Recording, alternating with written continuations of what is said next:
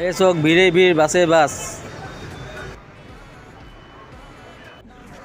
Hello' ডিব্ৰুগড়বাসী আৰু অসমবাসী ৰাইজ, এয়া আহিলোঁ মই আপোনাৰ যিটো কনভাৰ্টৰ বাছ ষ্টেণ্ড MGBT।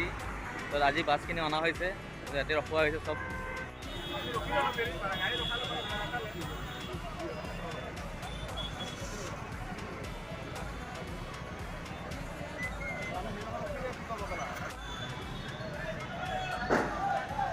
এইফালে বাছ চক, এই চক বাছে বাছ, বাছে বাছ।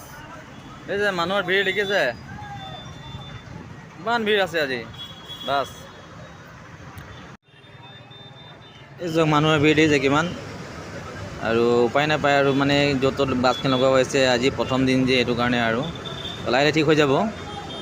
এই চক ইমান বাছ, ইমান গাড়ী, ইমান ভিৰ, নতুন বাছ ষ্টেণ্ড নিচিনা লাগিছে। এই চক ইমান ভিৰ দেখিলে। আজি 22 তাৰিখ, আজি ষ্টাৰ্ট হৈ গ'ল আপোনাৰ বাছ ষ্টেণ্ডটো। আমাৰ যোনটো MGBT বাছ ষ্টেণ্ড আজি ষ্টাৰ্ট হৈ গ'ল। বাছখিনি চব ইয়াতে আহিছে আৰু বাছৰ সমাগমটো বহুত হৈছে, মানুহৰ সমাগমটো বহুত হৈছে, ভাল লাগিছে। আৰু সদায় এনেকৈ থাকিব, ইয়াত দিলে ভাল আৰু বজাৰত ভিৰ হৈ যায়, সেইটো কাৰণে প্ৰশাসনে ইয়াত কৰিছে, ইয়াত অনা হ'ল।